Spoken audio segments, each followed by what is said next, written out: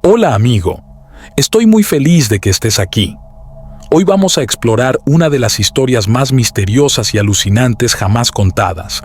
Tiene extraterrestres, conversaciones secretas y un aterrizaje forzoso que puede haber revelado más de lo que nadie estaba preparado.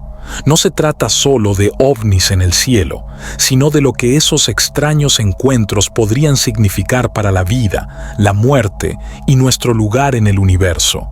Así que toma una copa, ponte cómodo y quédate conmigo, porque lo que estás a punto de escuchar podría cambiar tu forma de ver todo. Hay historias extrañas sobre seres que no respiran como nosotros, pero que de alguna manera siguen vivos. Hay historias de discos voladores que se estrellan durante las tormentas, solo para ser rápidamente encubiertos y olvidados por el público. Probablemente hayas oído el nombre Roswell. Tal vez haya visto fotografías antiguas de restos de metal brillante o haya leído sobre reuniones gubernamentales oscuras que nunca fueron confirmadas oficialmente. Pero más allá de todos esos rumores y documentales, hay una parte menos conocida de la historia, una conversación secreta entre un humano y un ser extraterrestre. ¿Y qué se dijo durante ese intercambio? Si es cierto, podría trastornar completamente nuestra comprensión de la vida e incluso de la muerte. Ahora, permítanme presentarles un nombre que les resulta familiar a muchos investigadores europeos que estudian los ovnis y lo desconocido: Maximilien de Lafayette. Durante más de 50 años ha escrito sobre todo, desde la cultura pop hasta la ciencia de vanguardia. Pero lo que lo hizo destacar fueron sus audaces afirmaciones sobre los extraterrestres y sus vínculos ocultos con la Tierra. Según él, lo que llamamos platillos voladores no son solo naves espaciales avanzadas. Dijo que son máquinas multidimensionales que pueden viajar no solo a través del espacio, sino también a través del tiempo mismo. Aún más sorprendente es que creía que los llamados extraterrestres, pequeños grises, esos seres pálidos y sin emociones con ojos negros gigantes, ni siquiera estaban vivos como nosotros. Dijo que son creaciones artificiales, robots orgánicos construidos para llevar a cabo misiones mucho más allá de nuestro planeta, capaces de soportar lugares en los que ni siquiera podríamos imaginarnos sobrevivir. Entonces, ¿de dónde sacó estas ideas descabelladas? Ahí es donde se vuelve realmente interesante. Maximilien afirmó que estuvo allí, justo en medio de todo, durante el infame incidente de Roswell en 1947. Según él, no era solo un espectador, fue uno de los científicos que tuvo contacto directo con el ser encontrado en el lugar del accidente. Volvamos a ese verano. Estados Unidos todavía se estaba recuperando de la Segunda Guerra Mundial. En Nuevo México, el campo de misiles White Sands se había convertido en un campo de pruebas para potentes cohetes, muchos de ellos basados en tecnología alemana Woe-2, traída después de la guerra. Luego, en la noche del Four de julio, mientras un relámpago iluminaba el cielo, algo inesperado apareció en el radar. A las 9 p.m., un operador de radar en White Sands detectó algo extraño. Un objeto brillante que volaba increíblemente rápido, más rápido que cualquier cosa que hubieran visto antes. Apenas unos minutos después, se detectó otra señal procedente de la base aérea de Roswell. En aquel momento, con las crecientes tensiones de la Guerra Fría, cualquier objeto no identificado en el cielo se tomaba en serio. Muy en serio. En cuestión de minutos, se lanzaron aviones de combate. Los pilotos fueron enviados a interceptar lo que fuera que había aparecido de la nada. Pero cuando llegaron allí, lo que vieron no fue un avión soviético ni un globo. Era algo completamente desconocido, algo que no coincidía con ninguna tecnología conocida. Y luego, silencio. Un choque. Seguido de uno de los encubrimientos más cuidadosamente controlados y controvertidos de la historia moderna. Maximilien reveló más tarde que lo que se encontró en el lugar del accidente no era solo una máquina rota, fue un mensaje, un ser. Y según él, las cosas que este visitante dijo a los científicos que estaban allí sobre la vida, el tiempo e incluso lo que sucede después de la muerte, no se parecían a nada jamás registrado. Quédese, porque apenas estamos comenzando. Lo que sucedió después podría ser la clave de una verdad que nos ha estado oculta a todos durante demasiado tiempo. Poco después de la Segunda Guerra Mundial, algo extraño e inexplicable sucedió en los cielos del suroeste de Estados Unidos. Los pilotos que volaban un Lockheed F-80 Shooting Star, uno de los aviones de combate más rápidos de su tiempo, informaron haber visto un objeto misterioso en el aire. No se parecía a nada que hubieran visto antes. Desapareció repentinamente de la vista, solo para reaparecer segundos después, pero increíblemente lejos, como si hubiera saltado a través del cielo en un instante. Lo que lo hizo aún más extraño fue que no emitía ningún sonido, no dejaba rastro de humo o vapor y se movía de maneras que no seguían las reglas normales de la física. El F-80 podía alcanzar velocidades de casi 933 kilómetros por hora, pero los pilotos estuvieron de acuerdo. Lo que perseguían estaba mucho más allá de cualquier cosa hecha por humanos. Entonces, apenas unos días después, en la mañana del 7 de julio de 1947, un tranquilo ranchero llamado Mac Brazel hizo un descubrimiento sorprendente. Vivía en un terreno remoto cerca de Roswell, Nuevo México.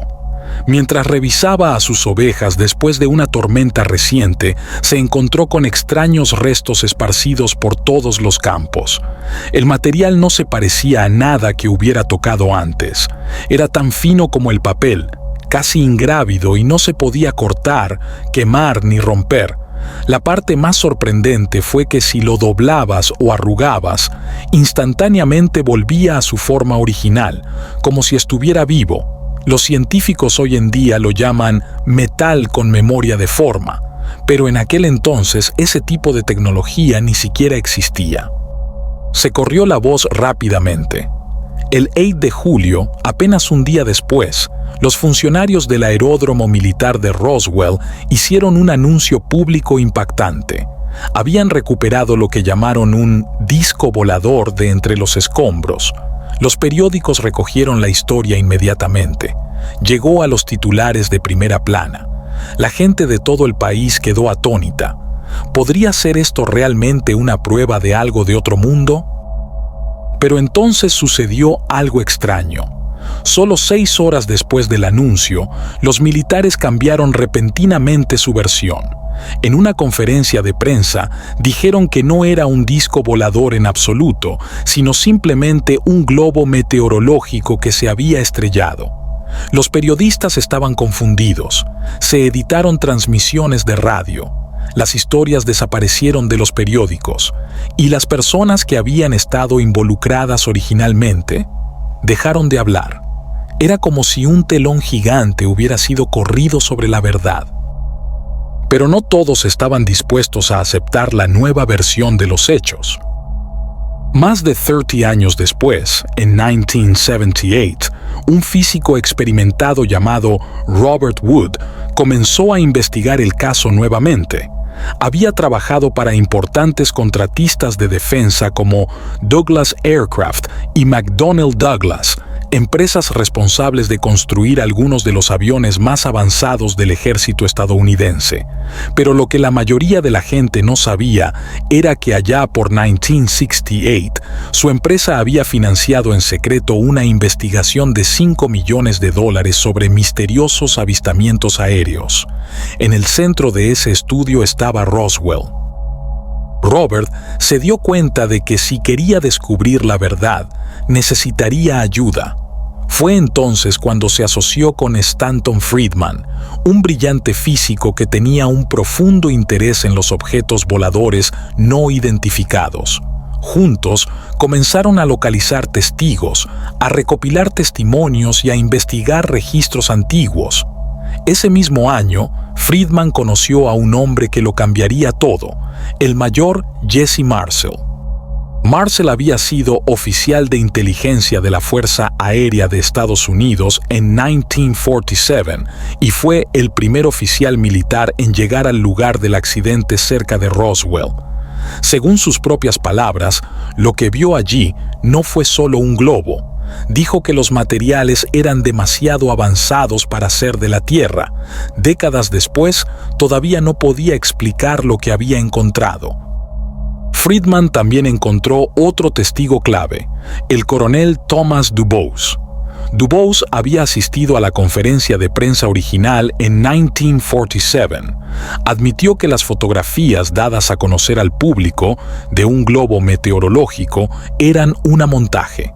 Los verdaderos restos fueron retirados y escondidos rápidamente. Luego vino otra voz inesperada. Glenn Dennis trabajaba en una funeraria en Roswell.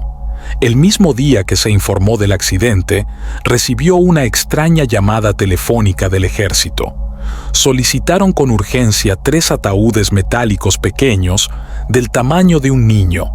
Cuando los llevó a la base, vio una oleada de actividad militar y un fuerte sentimiento de secretismo. Más tarde, una enfermera que conocía se lo confió. Dijo que había ayudado a examinar los cuerpos recuperados de los escombros y que no eran humanos. Ella describió a los seres como pequeños, con extremidades delgadas, piel grisácea y ojos grandes, negros y que no parpadean.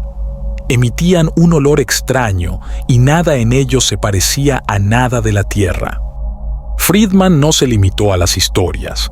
Comenzó a crear mapas, líneas de tiempo e incluso posibles rutas de vuelo, comparando relatos de testigos presenciales con documentos militares desclasificados que solo se habían hecho públicos años después.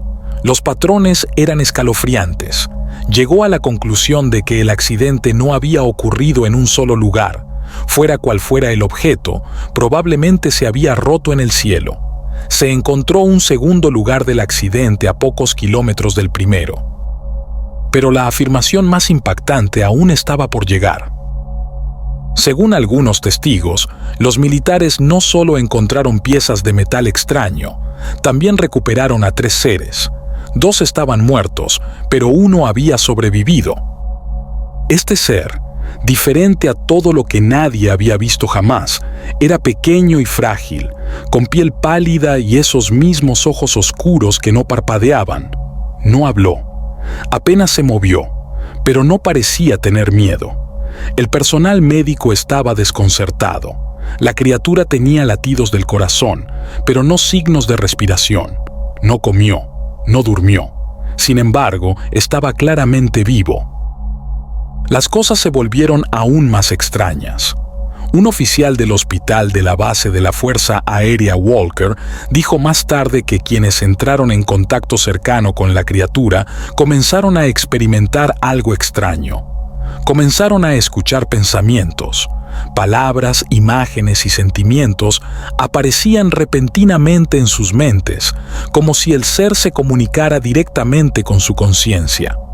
Al principio pensaron que era simplemente estrés, pero cuando más personas empezaron a tener las mismas experiencias, el gobierno trajo un equipo de especialistas.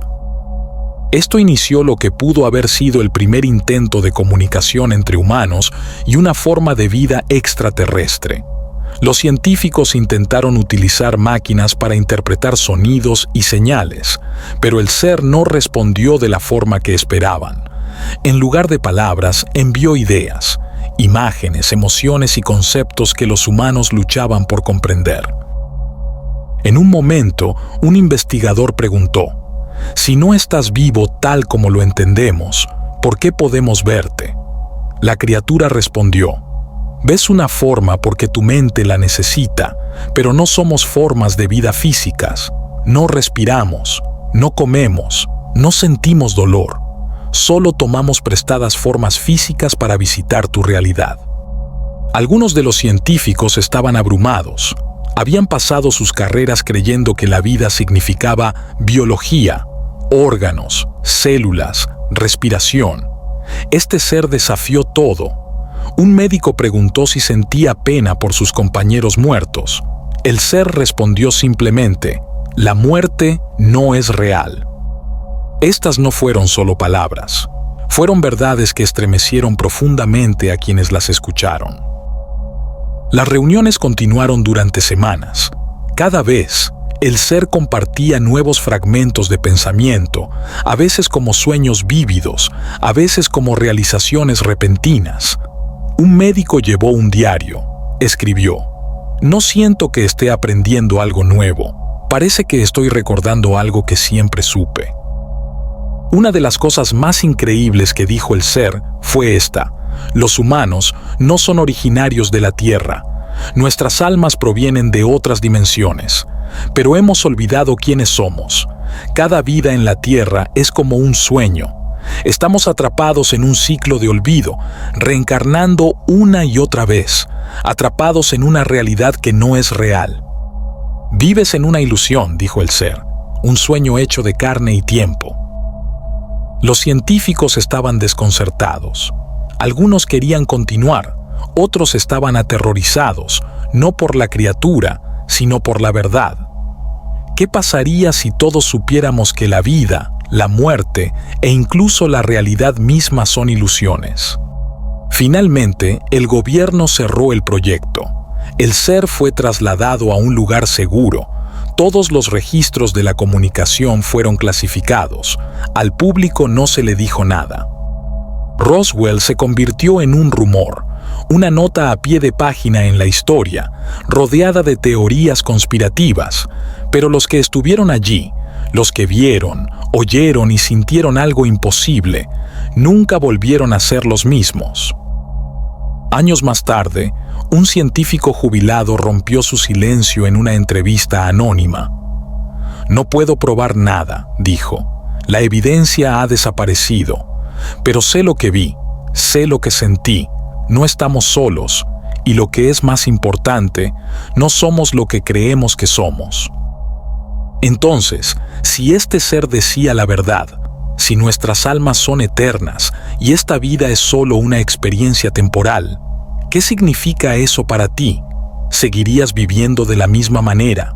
¿Seguirías teniendo miedo a la muerte? Tal vez sea hora de que dejemos de mirar al cielo con miedo y comencemos a mirar con esperanza. Quizás no seamos simplemente humanos, sino viajeros de la luz, que visitamos brevemente un mundo de materia y tiempo, esperando despertar y recordar quiénes somos realmente.